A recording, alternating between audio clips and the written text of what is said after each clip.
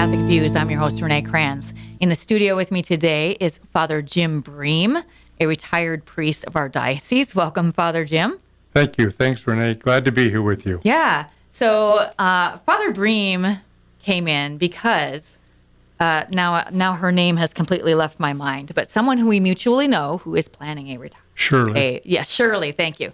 Who is planning a party for you later this year for your 60th anniversary of your ordination as a priest, reached out to me and said, you know, it'd be really great to have Father Bream come on and tell his story as a priest, because he's going to be celebrating 60 years as a priest, which is a lot.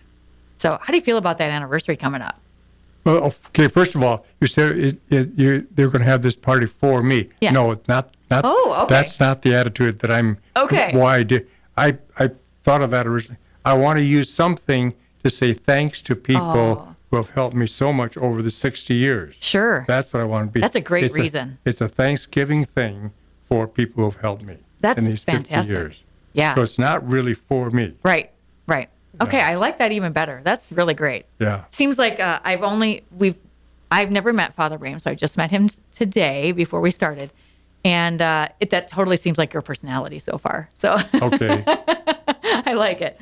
All right, so we wanted you to come in and tell us about how you came to be a priest, how your time as a priest, how things are going in retirement. So let's just start. If you'll tell us a little bit about your family, where you grew up, kind of that part of your life. I'm a Sioux Falls person. My folks farmed on the west side of Sioux Falls, and that's where I was raised. Went to country grade school on the west side of Sioux Falls, and I went to Cathedral High School here in Sioux Falls in this very building where we are right now. Right.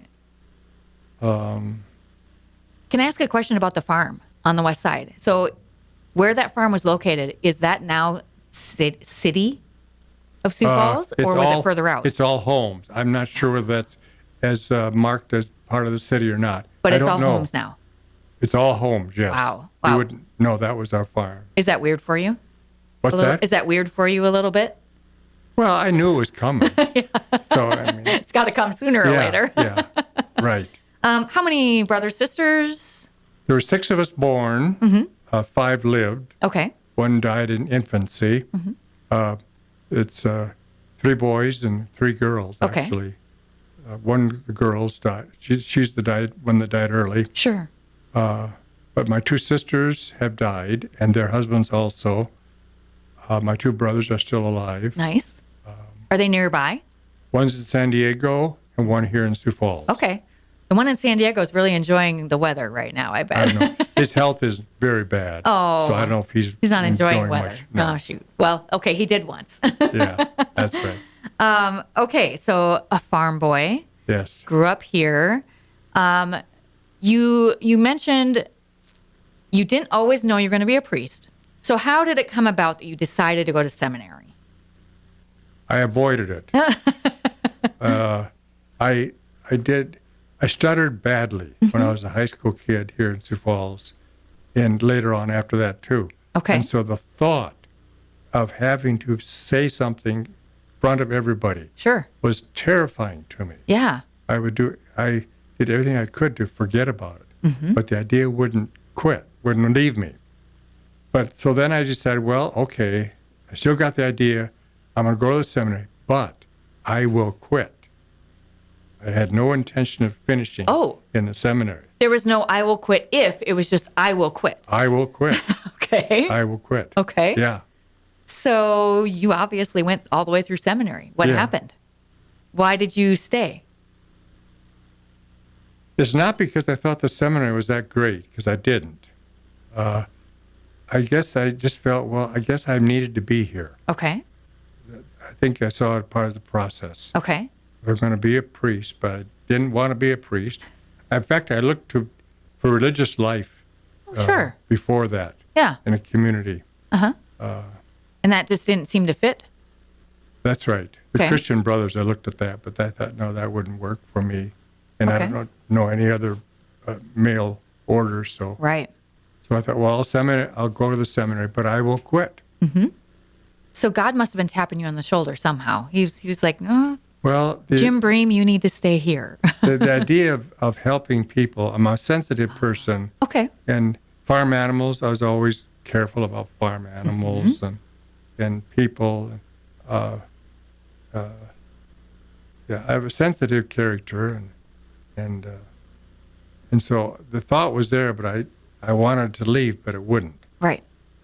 So how did you resolve the stuttering? Because you clearly don't stutter now.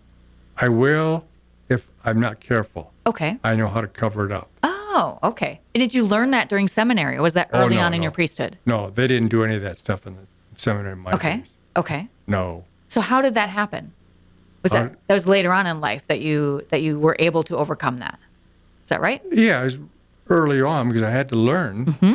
You know, the thought of running in my first few years as a priest, I had a terrible headache every Sunday afternoon. Oh, gosh. Because I had so much worry about the tension of standing in front of people. Yeah. But you learn to avoid certain words. Okay. You learn how to speak more clearly and carefully. Mm-hmm. Yeah. So that really helped. Yeah, but you learn it by yourself. Yeah. There's no such thing as what do they call it today? Speech language or yeah. In school, sure. Yeah. Yeah, you're right. There wasn't any of that. That was barely there when I was in school. So yeah. Well, I'm glad you were able to overcome that, because I'm even though you don't say it, but God had to have been working on your heart a lot to keep you there despite all of those problems. But I look back on it, I think you're right. Yeah. Yeah. Even though you maybe didn't notice it at the time. He's like, no. Jim, you got to stay. No. Well, we didn't use the language that way in those days. That's true. We didn't talk about, well, God said this to you. No, we didn't talk that way. Nobody did. Is that an okay change for you? Do you think that we do talk that way now? It's better. Yeah. It's better. Yeah. Yeah, it's better than. Kind of makes God more real in your life. Mm-hmm. Yeah. Was there, what was a blessing for you in seminary? I know seminary was difficult for you, but was there a blessing in there? Seminary was not, what do you mean difficult for me? Okay, you didn't like it. What are you saying? You didn't love seminary. No. Was there some good things in there, though, for you? The thing I liked the best about seminary was the main guys that I really enjoy. Yeah. That was very good. Yeah. But I always thought that seminary, if you weren't mature before you went, you were worse off for being there. Yeah. Because it delayed your maturation. Yeah. Yeah. I can see that. Yeah. 'Cause you're just not, like you said, you're like going to school, or you're going to class, you're going to mass, and you're going to eat. Yeah. Not a lot of. Didn't have to make any. We weren't allowed to leave the campus, remember? Oh, right. We couldn't do anything. Didn't have to have couldn't have cars. Yeah, that really does change it, doesn't it? Oh, yeah. Yeah. Well, I'm glad you made it out okay. It seems like you did. So it like I say, it was not a good system. Sure.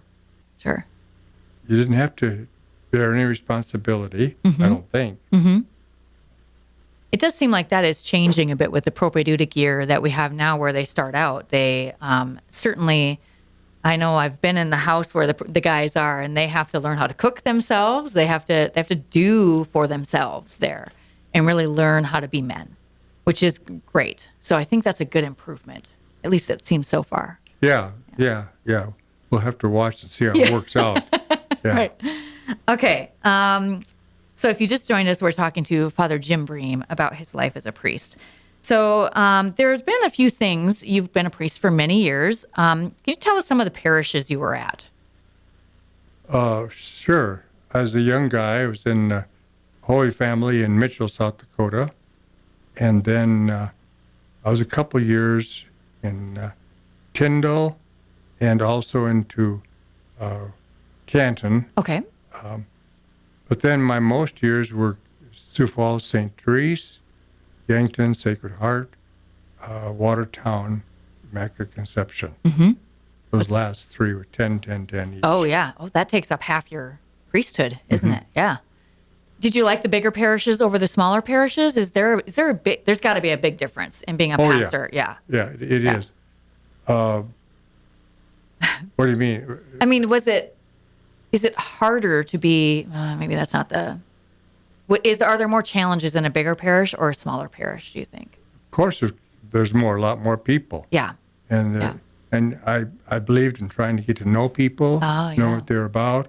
So that's a huge job for somebody that thinks that you should know the people. Yes, for sure. And that's hard to get done. Yeah. Do you feel like you did a pretty good job of that when you were with those bigger parishes? I do. Yeah. I think. I feel I did as good a job as I could. Good. Yes. It's good to come out of there without too many regrets, right? Well, a lot of times I apologized when I left. Sure. Any way that I didn't apologize when I should have. And stuff like that. Yeah. So there were a few things that especially stood out to you during your time. You mentioned that there was a time when there was a strike at Morel's. Can you tell us about that and what you were able to do? Well, the management at Mount Morel's wanted to break the union. Mm-hmm. And so the union was, of course, opposed to that. And so my parish was St. Therese in Sioux Falls, all laboring people. I was going to say, probably a lot of people who worked at Morel's. There. Yeah. And so I stood up for them and led a couple of their rallies. My name was all over the paper for that summer. Yeah. A very tense time. But I felt I should support. And, of course, the church supports the labor unions. Yes. Yeah. Going back to Pope, actually, the name escapes me right now. I can't help you with that one. Yeah. In the end of the last, about 100 years ago. Yeah. But, yeah, I stood up for the laboring people. And, and of course, the company won out. They broke the union. Oh. So Morel's is not what it used to be. Right.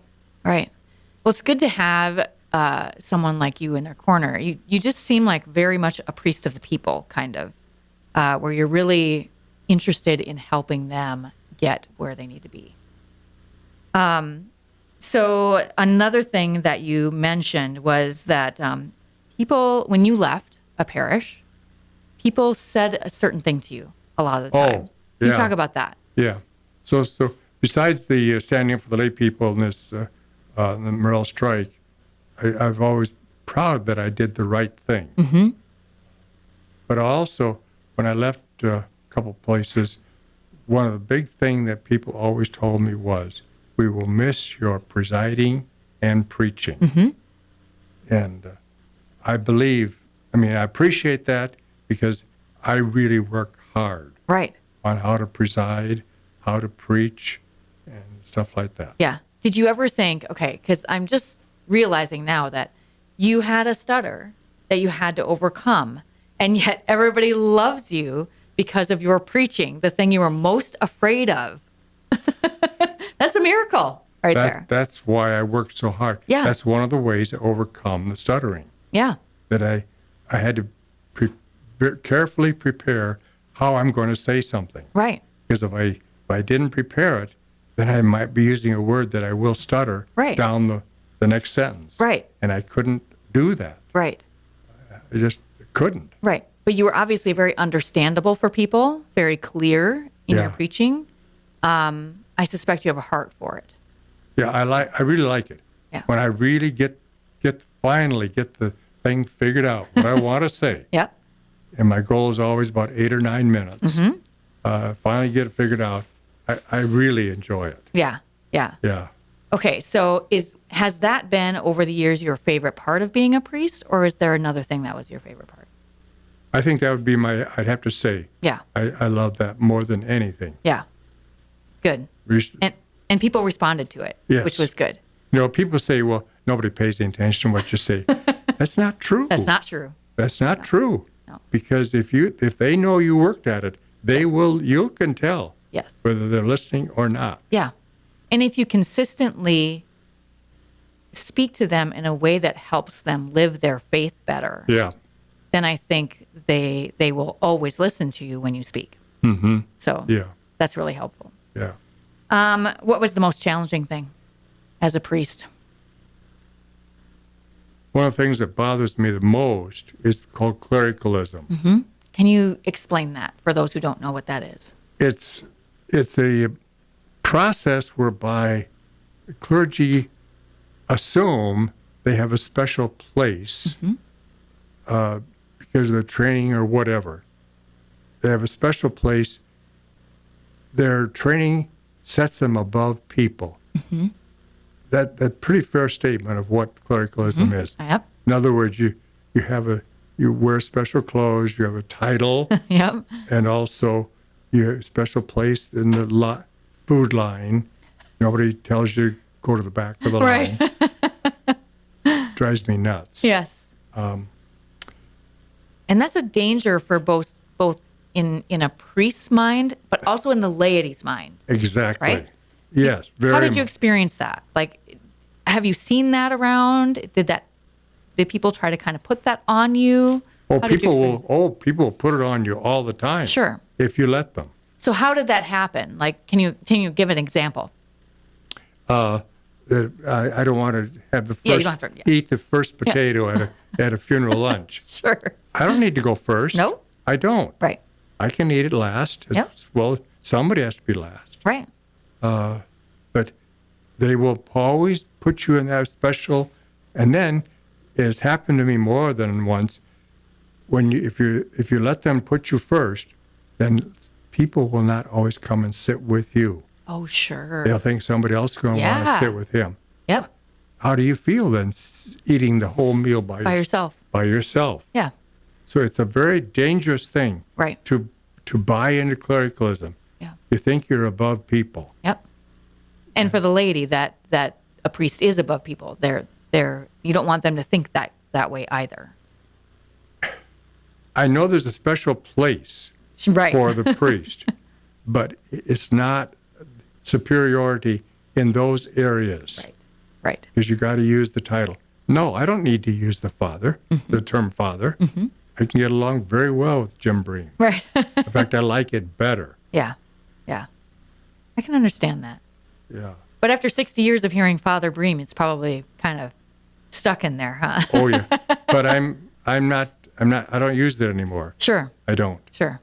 Except when you come in here and I say it all the time, huh? Yeah, you do. I'm sorry. I'm in the Prince of Peace retirement home. Yes. And that's where I live now. Yeah. And of course, You're Jim Bream. I'm Jim Bream. Yeah. Now, some have not gotten that done yet, but most have. Good. Yeah. Good. How has it been in retirement? How are you enjoying it? I'd say out of 1 to 100, I'd give it about a 90%. Oh, fantastic. Yeah. Yeah. You like where you are? I do. Yep. Yep. It's just a lot of adjustment. Yeah. I had to get rid of a lot of stuff. Oh, I bet so. And a lot of times I was sick, health reasons. Why I sold my home and why I went to Prince of Peace was health reasons. Sure, yeah. And so some of the times when I was moving, the health thing got in the way. Oh, sure. And so I don't know where people put my stuff. Oh, no. I don't. Oh, no. So it might be still around somewhere. It might be, probably in the basement of my old home. Oh. But gosh. see, somebody else owns it. Yeah. And I bet if you put your collar on and you knock on the door, they might let you in. oh, yeah, sure. But isn't that awful? It is. I see exactly what you're saying because there I just did it, didn't I? Yeah. I totally just did it. I'm so you sorry. relied on it to get your own way. That's right. I did. I'm sorry. No, you're not. I can tell. No, I am. Okay, so we only have a couple minutes left. I want to make sure that we do two things. You had mentioned that there's something that is not happening enough in the world that you wish was happening more often, or that people were doing more of. Reading. That's, reading. Yes. Yeah. Can you tell me what is it that? Tell me why. Reading I know it seems obvious. Reading But puts you in a different world. yes. It broadens your mind. Basically. Yeah. Yeah. It helps you build your faith. It can. Helps you get to know God. Yeah. I mean, that's the bigger world. Yes. Absolutely. Yeah. Yeah. Yeah. I think reading it's hugely important, and it's definitely not done enough. anymore. No. So. Okay, so this is coming from a priest who said he was going to quit seminary. But if a young man came to you and said, Father Bream, or Jim Bream, I'm thinking about going to the seminary, what would you say? How would you advise that young man? It can be great if you let it. Okay.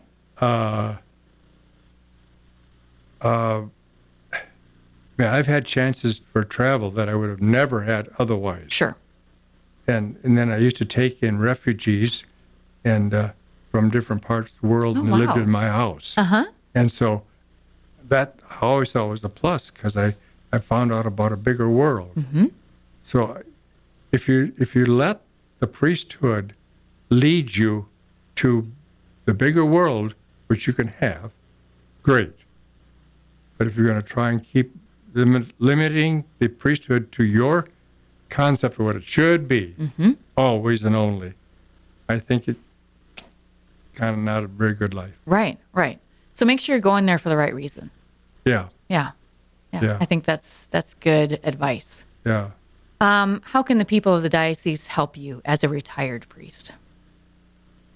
Be themselves the best people they know what to be. Yeah. Just be themselves. That lets me be more myself. Nice. That's great. I love that. And we'll pray for you too. Thank you. Because I think that's always a good thing to do for everyone, but especially our retired priests. Yeah. It is. Yeah. Father, thank you so much for coming in today. And I may not see you in, I think it's August, right? When you celebrate your 60th. Yes. Congratulations on having 60 years as a priest. And thank you for being so appreciative of all the people who have helped you over the years. Thank you very much. It's really beautiful that you're doing that. This was fun this morning to talk about that stuff. I'm glad. I like talking about priesthood. Yeah. I'm glad you came in. Yeah. All right. So I'm glad to do it for you. Thank you very much. Thank you. If you haven't found us already at social media, you can always find us on Facebook, Instagram, Twitter, YouTube at SF Diocese. And of course, you can always come to sfcatholic.org for all the information of what's going on around the diocese. That's it for us today. Hope you'll join us again next week for more Catholic Views.